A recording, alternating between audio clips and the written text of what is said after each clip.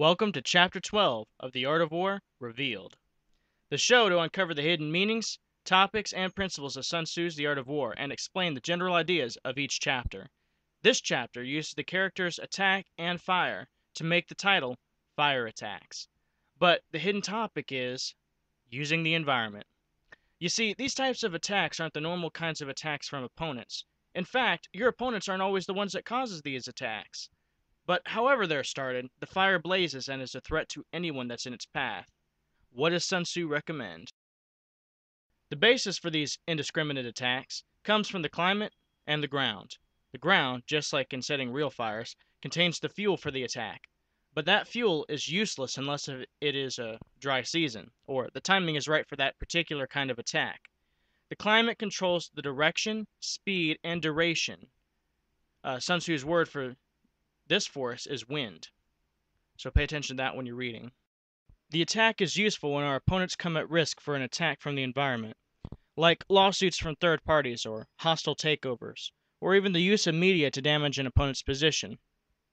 Now, harming an opponent's position is not what Sun Tzu's strategy is about. These attacks are called fire attacks because just like real fires take resources from opponents, we can use these fire attacks to build up our position by freeing up resources for us to control, as well as defend ourselves from these attacks. So the fire takes away their resources and makes it where we can get them. Always keep in mind that today's allies can become tomorrow's enemies, and today's enemies can become tomorrow's allies. While fire is deadly, the worst danger, or the biggest help, is our reactions to these situations. We must be aware of reacting emotionally to our challenges in general, but especially in dealing with fire. Sun Tzu lays out 5 types of targets and 5 types of fire attacks and how we can defend against each of those attacks. Again, following the 5 key elements of a position, he lays out the targets starting with the most important to the least important. Sun Tzu says, quote, "There are 5 ways of attacking with fire. The first is burning troops, the second is burning supplies, the third is burning supply transport, the fourth is burning storehouses, the fifth is burning camps." Troops connects with mission and refers to the key people our position depends on for support. Supplies connects with immediate resources, the resources we need continuously at any given moment, and is connected to climate. Supply transport refers to the ground and includes our networks for transporting resources and our communication. Storehouses refer to our long-term assets like homes, savings accounts, and so on. These connect with command.